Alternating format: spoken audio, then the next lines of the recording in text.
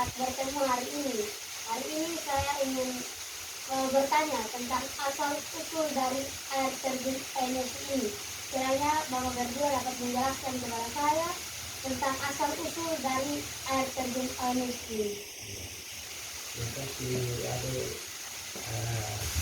Lewat kesempatan yang ada ingin tahu asal usul air terjun ini sudah dulu diciptakan Tuhan yang berkembang ada di lokasi ini. Namun lebih dikenal bahwa air terjun ini dapat diketahui pada umumnya itu pada tahun 1984 ketika saya dan Bapak ini masih menjabat sebagai para pemerintahan di desa, maka disitulah dapat dikenal banyak pengunjung. Itu dari tahun 1984 dan pada waktu dijadikan sebagai perkenalan lebih dikenal oleh mancanegara pada waktu itu 1987. Itu salah satu aparat pemerintahan yang dijabat oleh Bapak Gottlieb Sule adalah polisi Pangong Praja di Kecamatan Kupang Barat, maka dia ditempatkan di Desa Wenesu sebagai pejabat sementara pada waktu itu. Dan pada waktu itu dua kepala desa sudah dinonaktif, maka dia menjadi pejabat sementara.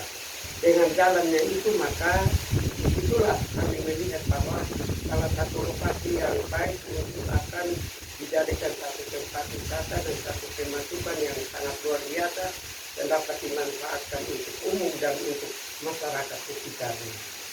Nah, itu begitu. Dan selanjutnya itu pun juga pada waktu itu untuk merintis jalan ini adalah masa pejabat sementara Bapak Gottlieb Sule bersama-sama dengan orang tua yang sudah dipanggil kembali pada waktu itu, salah satunya Bapak Lucius Baun, Bapak Daud Manas, Bapak Herman Timuli, dan Bapak Yeskiel Baun. Mereka 4 orang tua yang dipercayakan sebagai marga di dalam keluarga besar ini, maka mereka sebagai orang yang tertua di sini. Maka pada waktu kami membuka lokasi ini, pada waktu itu belum ada jalan, sehingga kami membuka jalan dari cabang tadi kita masuk itu ada, itu kita buka dengan cara jalan setapak, kemudian kami buka jalan masuk sampai ke tempat yang sekarang kita duduk ini. Mungkin ada lagi ada? Terima kasih. Mungkin ada sedikit pertanyaan yang mau saya tanyakan. Kira-kira air terjun Enes ini kapan ditemukan dan oleh siapa yang menemukannya? Air terjun ini tadi Bapak sudah katakan bahwa ini sejak dulu sudah ada. Mulai dari ciptaan alam ini sudah ada, maka pada waktu itu belum dikenal banyak orang.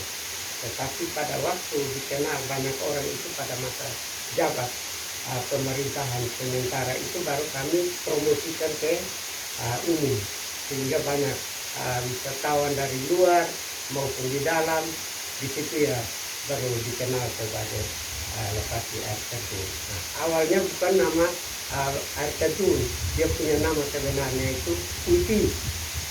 Ui itu artinya air, Tis itu artinya dia curah. Nah, ke bawah dia curah begitu.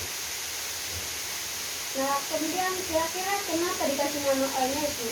Tidak dikasih nama kayak yang lain-lain. Kenapa harus dikasih nama Enes? Kenapa dia harus dikasih nama Enes? Karena Enes ini dulunya ini tuh, tetapi ada perubahan antara ini, perubahan pemerintahan itulah yang mereka rubah Enes.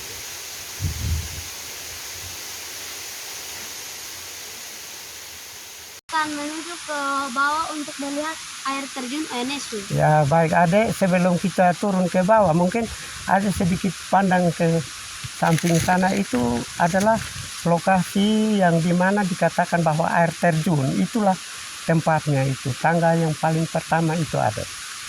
Nah, mari kita ke bawah lagi untuk kita lihat tangga-tangga yang lain di mana selalu ada pengunjung, mereka dijadikan tempat untuk mereka rekreasi di sini. Mari kita sama-sama lihat.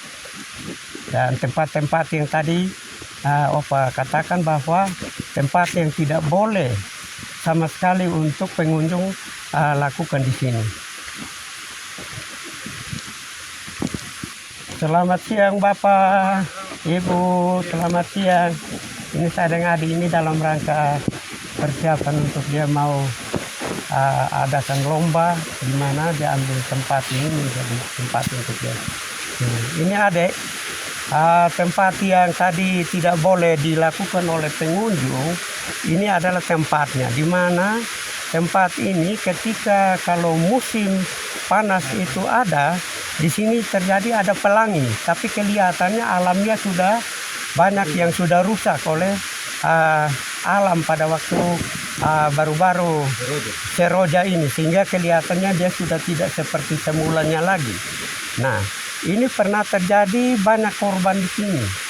Ada beberapa, ada dari mahasiswa, ada dari masyarakat setempat, dan ada dari mancanegara ketika mereka di sini dan mereka meninggal di tempatnya juga.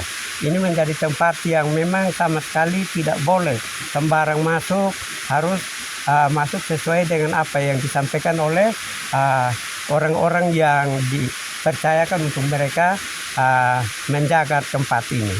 Itu ada. Mungkin ada lagi yang mungkin ada mau tanyakan. Mungkin mari Lebih dekat kita ke bawah lagi.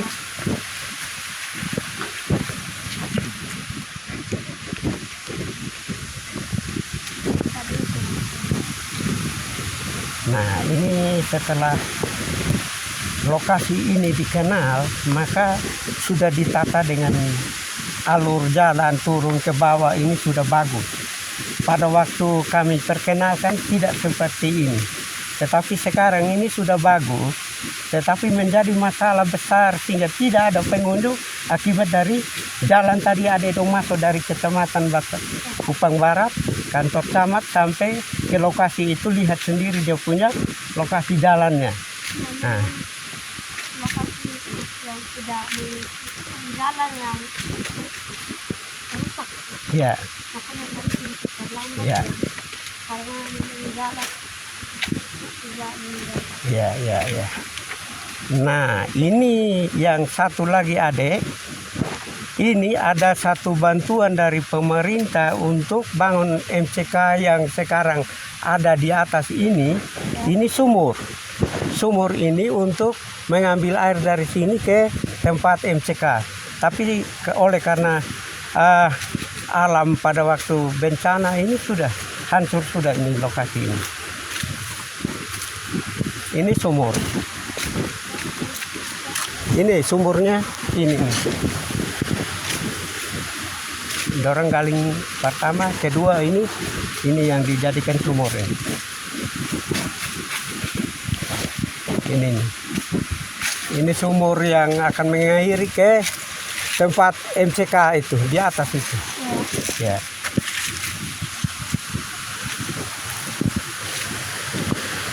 Jadi bagaimana ada lihat kondisi sampai dengan hari ini seperti apa adek?